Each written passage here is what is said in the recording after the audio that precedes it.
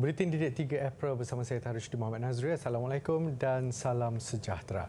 Istimewa pada 1 Ramadan kali ini, Buletin Didik memfokus kepada cabaran yang terpaksa dilalui oleh kita, khususnya anak-anak ketika berpuasa. Walaupun ada yang mampu melakukannya sekerap hari, itu sudah memadai dan boleh dipraktikkan secara berperingkat.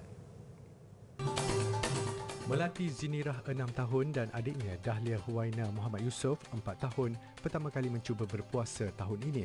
Bersemangat menjalani hari pertama berpuasa, mengejutkan mereka untuk bersahur juga sangat mudah, tidak seperti yang dijangka. Actually, kita orang pun tak expect nak train these kids awal 4 tahun, 6 tahun. Cuma 3 hari lepas, we are trying to talk and discuss about puasa lah. To my surprise actually, this girl, diorang tahu puasa tu apa. Just basic lah, tak makan, tak minum siang hari. Jadi, bila kita assess macam tu, okay, diorang faham apa itu puasa. Then, diorang nak try. Jadi bagi saya, kalau anak-anak nak try, kita let them be. Walaupun berpuasa, aktiviti seharian mereka diteruskan seperti biasa. Fatin Nurjana Sahar dan suami Muhammad Yusof Soleh membenarkan anak-anak mereka melakukan apa yang diinginkan, seperti bermain di luar dengan rakan-rakan kerana tidak mahu mereka menganggap puasa ini menghalang aktiviti mereka. Kita ingatkan dia apa macam kakak tadi, dia ada minta nak makan, nak minum, tapi kita cakap dia kakak puasa. Kita ingatkan dulu. Jadi kita wait lah, if ada point yang memang kita nampak kita kesian kat dia, yes, kita tak force lah, tak boleh force lah benda ni. Lain pula situasi yang dialami Uwais Abdul Muiz 5 tahun. Seperti kanak-kanak lain, Uwais juga bangun awal pagi untuk bersahur. Kita bercerita, sentiasa bercerita kebaikan berpuasa kan, apa yang kita dapat, apa yang puasa akan dapat, pahala kan. Okay, selain pada tu kita juga dia juga bertanya lah, dia tanya kan budak kan, dia bertanya okey, hadiah ada dapat hadiah ke ayah kan, duit raya ke, dia ada dengar macam tu, tapi kita explain. Bagi mengelakkan anaknya itu terlalu memikirkan tentang rasa lapar, Abdul Muiz Muhammad Sabri dan pasangan Nur Fazilah Muhammad Sahir menggalakkan aktiviti pasif seperti membaca buku dan menonton televisyen. Namun menjadi dugaan bagi anak sulung daripada 3 beradik ini apabila adik-adiknya yang masih kecil makan di hadapannya. Masih segar lagi lepas sahur. Okey, lepas sahur solat berjemaah dan baca Quran sedikit. Lepas tu dia cakap dengan hantu. So jadual dia tidur pagi tadi sekejap, dan dalam pukul 8.30 macam tu bangun tu dia main-main, dia baca buku sekejap apa semua dengan adik-adik dia. Lepas tu dalam pukul 9.30 nak ke pukul 10 macam tu dia dah mula lah kan, dia dah mula mencari peti ais. Buka tutup peti sejuk, tahu-tahu sudah berbuka puasa.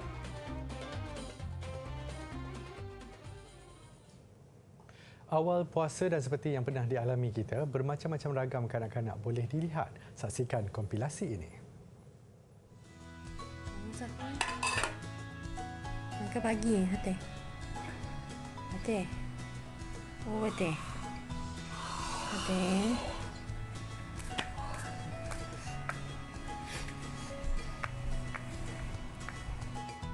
Bismillah.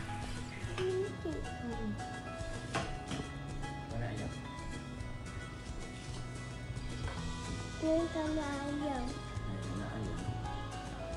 Ini pun dah puasa kan? Ini pun dah puasa.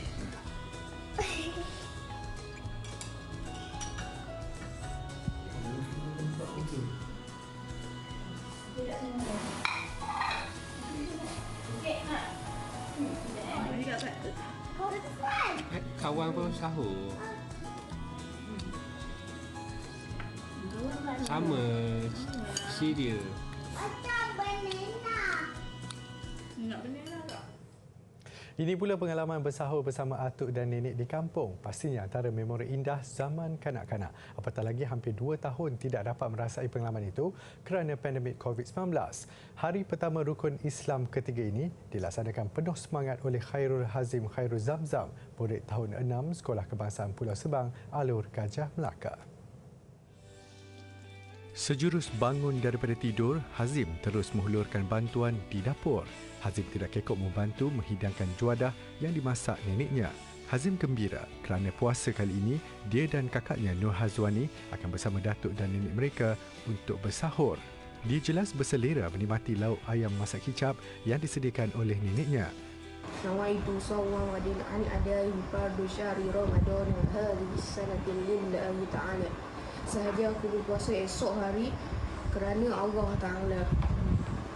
Selepas bersahur, ada lagi tugas baharu menanti Hazim. Semua pinggan tidak boleh dibiarkan dan perlu terus dicuci. Saya gembira dapat berpuasa dengan atuk nenek saya di kampung. Puasa ini mengajar kita muhasabah diri dan mengenang orang yang lebih susah. Saya harap puasa ini akan memberi manfaat kepada kawan-kawan semua, insya-Allah. Jika lazimnya Hazim mengerjakan solat subuh di rumah, kali ini dia mahu mengikut atuk ke masjid. Setidak-tidaknya dapat juga mengumpul pahala berjemaah bersama. Tinjauan oleh rakan wartawan Safwan Sawi di pinggir bandar Kota Kinabalu mendapati tidak semua di antara kita dapat bersahur dengan pelbagai makanan lazat. Walaupun tidak banyak pilihan, mereka tetap mensyukuri rezeki yang ada. Lauk ikan masin, bawang dan nasi itu antara rutin menu bersahur keluarga Syahriza Azman dan isteri bersama 6 orang anak mereka setiap kali tibanya Ramadan. Malah Syahriza bangga kerana anak-anak tidak pernah tertinggal puasa.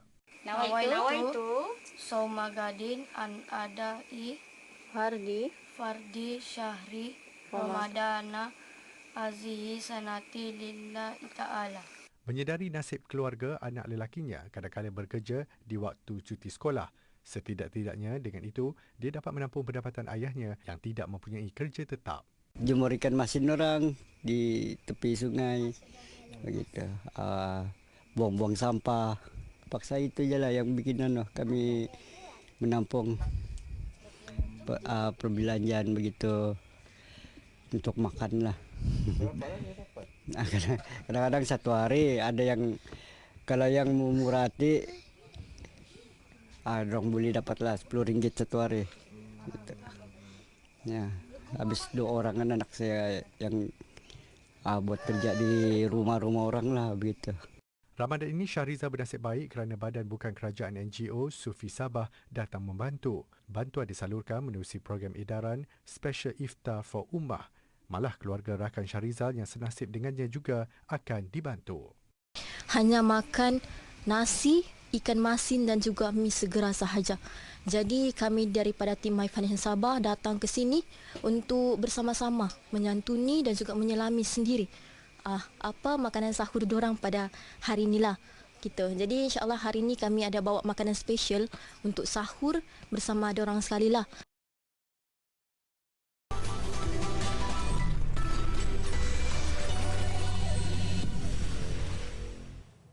Bertemu kembali.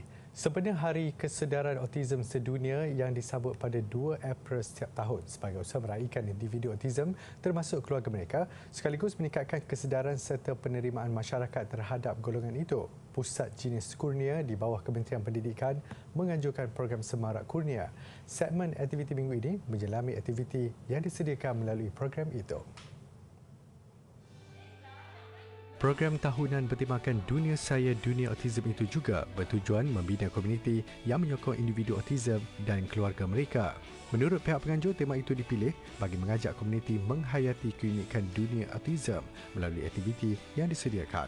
Projek 1001 Hikayat Karya Seni Autism adalah projek mega dalam karnival ini. Penyertaan ini kita buka kepada individu autism dan juga sesiapa sahaja yang mempunyai pengalaman bersama dengan individu autism. Peserta perlu menghasilkan karya seni atau lukisan mengikut tema iaitu Dunia Saya, Dunia Autism. Tambahnya, 100 karya terpilih akan dipamerkan melalui konsep virtual gallery atau galeri maya. Manakala 10 karya seni yang terbaik pula akan digabungkan dan dicetak atas produk seperti beg tote, baju tee serta postcard untuk dijual. Hasil jualan itu kemudian akan disumbangkan kepada hospital yang terpilih. Usaha ini diharap dapat menunjukkan kepada orang ramai bahawa komuniti autism juga mampu menyumbang kepada masyarakat.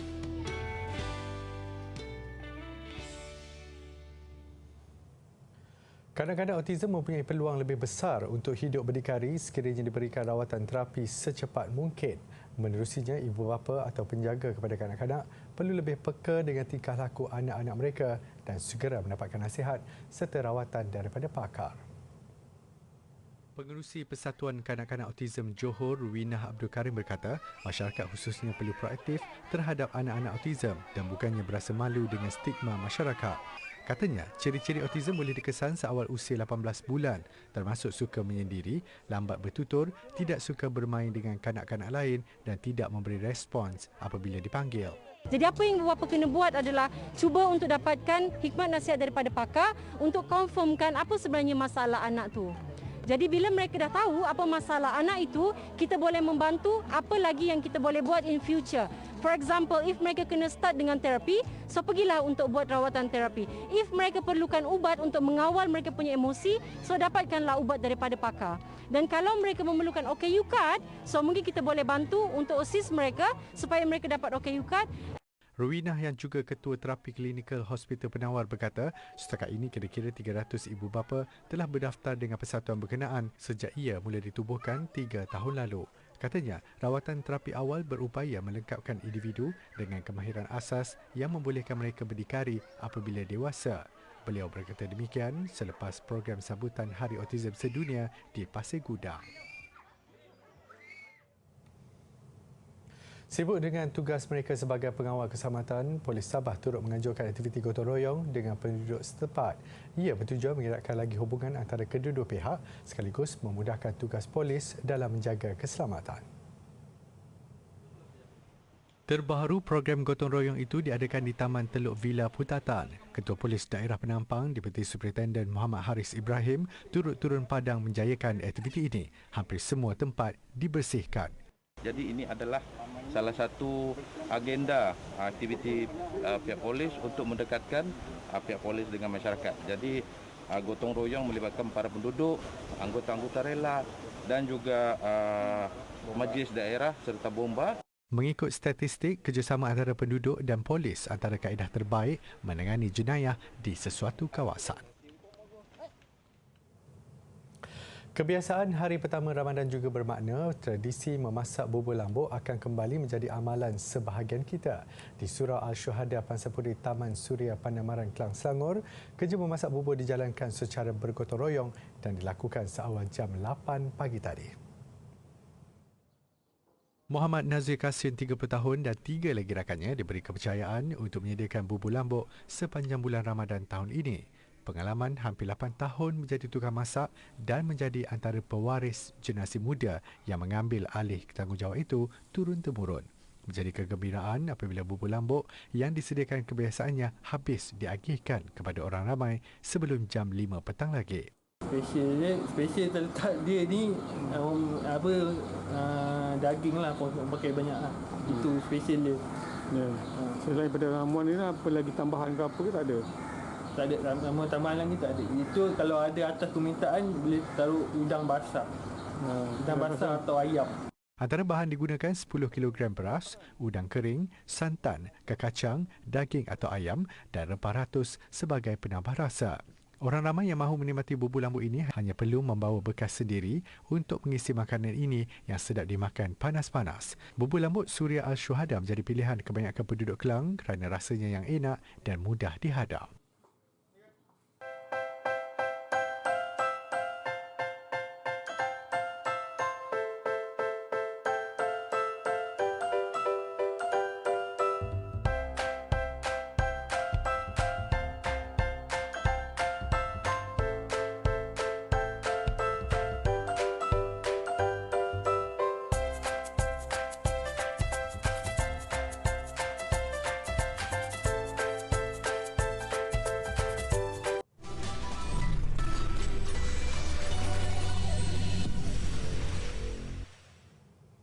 Kunafa dan katayef antara manisan tradisi penduduk Mesir terutama ketika Ramadan. Tanpa kedua manisan itu, Ramadan seolah-olah tidak akan lengkap. Cara membuat kunafa hampir sama seperti membuat roti jala atau kuih karas. Bezanya kunafa lebih manis dan dijual dalam jumlah yang besar seperti orang membeli bihun. Katayev, satu lagi manisan yang amat digemari penduduk Mesir. Kedua-dua manisan ini dianggap juadah penting dalam setiap isi rumah penduduk Mesir ketika Ramadan. Apatah lagi bahan untuk menyediakannya agak ringkas. Cuma perlukan tepung, air dan susu tepung. Bagi yang mahu mencari kelainan, baklava antara juadah yang paling menjadi pilihan. Yang lebih pelik, di luar bulan Ramadan, tidak ramai yang menikmati juadah itu. Memasuki Ramadan, ribuan penduduk Indonesia berkumpul di masjid bagi menunaikan solat tarawih yang menjadi tanda umat Islam di Indonesia sudah kembali menunaikan solat berjemaah di masjid. Di masjid terbesar di Indonesia, Masjid Istiqlal, ribuan orang jemaah hadir. Prosedur operasi standard SOP seperti daftar masuk melalui aplikasi telefon bimbit turut disyaratkan. Di dalam masjid, jemaah sudah boleh menunaikan solat tanpa penjarakan fizikal.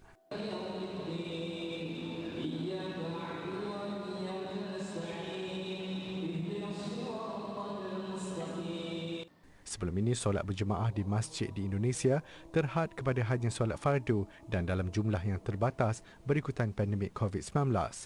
Di sesetengah masjid, solat Jumaat digantikan dengan solat Zuhur. Sangat-sangat bahagia ya. Artinya dari 2 tahun kita terhalang untuk bisa melakukan sesuatu ibadah keluar dari rumah atau di masjid. Hari ini terbukti bahwa kita hasil upaya seluruh masyarakat Indonesia dan pemerintah serta umat Islam khususnya bisa berbondong-bondong bisa hadir di masjid. Karena kita sekarang sudah bisa melakukan sholat tarawih berjamaah ya. Jadi setelah 2 tahun ini kita sholat pun dibatasin. Jadi untuk tahun ini kita bisa menunaikan bareng-bareng, itu rasanya enak, lega sekali sih. Kira-kira 90% daripada 270 juta penduduk Indonesia adalah beragama Islam. Sedikit berita hiburan. Berita baik untuk peminat BTS atau ARMY menjelang majlis anugerah Grammy esok. Salah seorang anggota kuasa besar K-pop itu, Jungkook, disahkan boleh menyertai rakan-rakan seperjuangannya di pentas Grammys kerana sudah pulih daripada COVID-19. Menurut kenyataan Big Hit Music, Jungkook telah tamat menjalani tempoh kuarantin dan pihak penganjur sudah memberi kelulusan untuknya hadir ke acara itu. Ia selaras dengan syarat ditetapkan pihak berkuasa kesihatan Amerika Syarikat. Jungkook diuji positif sejak tiba di Las Vegas dari Korea Selatan minggu lalu. Ia sekaligus menimbulkan tanda tanya sama ada BTS hanya akan hadir berenam di anugerah muzik berprestij itu. Selain dijadual membuat persembahan di pentas Grammy, BTS turut tercalon dalam kategori persembahan duo kumpulan pop terbaik. Anugerah Grammy ke-64 boleh di-stream secara langsung di tonton.com.my mulai jam 8 pagi esok. Pernah dengar tentang prinsip keabadian tenaga? Di sini bersama saya ada satu bahan pameran yang dapat membantu menjelaskan perkara tersebut. Dia dipanggil biosfera. Di dalam biosfera ini, kita ada udara, ada air dan juga ada tanah. Dan kita juga ada tumbuh-tumbuhan. Tumbuh-tumbuhan ini memainkan peranan yang penting kerana tumbuh-tumbuhan ini akan menurunkan tenaga daripada cahaya yang kita dapat pada makanan. Oleh itu, tumbuhan ini dapat terus hidup. Tumbuhan ini juga pula akan menjadi makanan kepada haiwan-haiwan yang memakannya dan seterusnya. Sistem ini akan berterusan dan akan berkitar di dalam ini seperti mana bumi kita.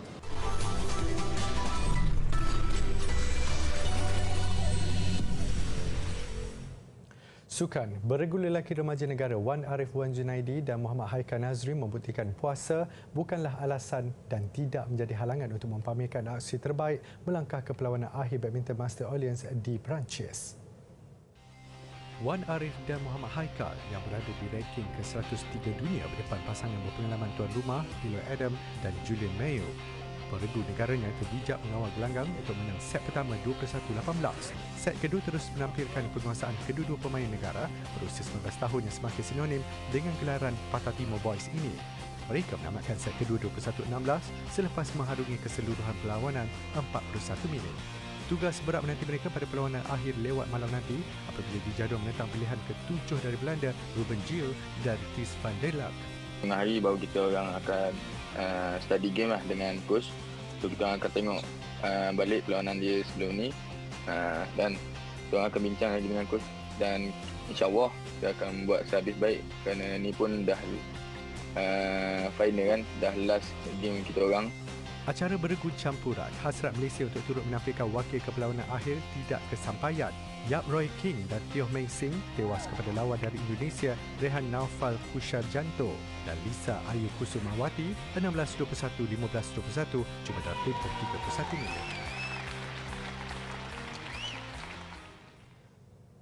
Hoki Piala Dunia Remaja Wanita di Potchefstroom, Afrika Selatan. Selepas tewas teruk 10 gol tanpa balas menentang Jerman pada perlawanan pertama semalam, ada peningkatan dipamerkan skuad negara menentang Wales, skuad remaja wanita negara seri 3-3. Aksi daripada kumpulan D Malaysia yang dipimpin Muhammad Nasiruddin Nobli Ibrahim membuka jaringan menerusi gol padat Elizabeth Nicole Martin pada minit ke-14. Minit ke-23 kedudukan peringkat 1-1 menerusi gol Isabel Howell untuk Wales. Malaysia kembali di depan selepas Adira Shakira Zulkifli menyempurnakan pukulan sudut penalti minit ke-33. 4 minit kemudian juga menerusi jaringan Nur Amirah, Malaysia melebarkan penguasaan kepada 3-1 mendahului. Kelekaan barisan remaja negara dalam tempoh 2 minit membawa pada pemain kantor Wales Jessica Hill mendapatkan kedudukan minit ke-51 sebelum Ceres Preston mengikat kedudukan 3-3 minit ke-53. Malaysia meningkatkan aksi peringkat kumpulan dengan menentang India Selasa ini. Rangkuman persiapan sempena Ramadan di pelbagai negara mengakhiri buletin didik. Semoga Ramadan kali ini membawa 1000 kerahmatan dan keinsafan buat kita. Saya Tarushdi Muhammad Nazri, salam hormat dan kita jumpa lagi.